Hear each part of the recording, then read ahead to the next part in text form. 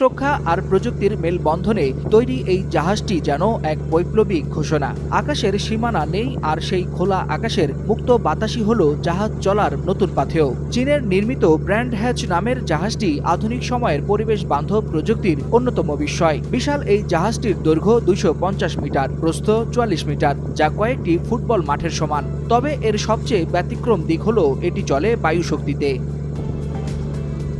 গেল 16 জুন ইউরোপীয় সমুদ্র পথে প্রথমবারের মতো যাত্রা শুরু করে এই জাহাজ। এটিতে রয়েছে 4 তলা বাড়ির সমান উচ্চতার 3টি স্বয়ংক্রিয় পাল, যার সমন্বিত দৈর্ঘ্য 40 মিটারের বেশি।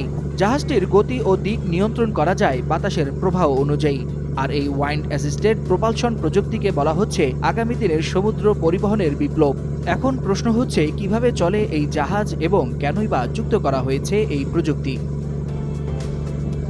সাধারণ কার্গো জাহাজ যেখানে নির্ভর করে ডিজেল চালিত বিশাল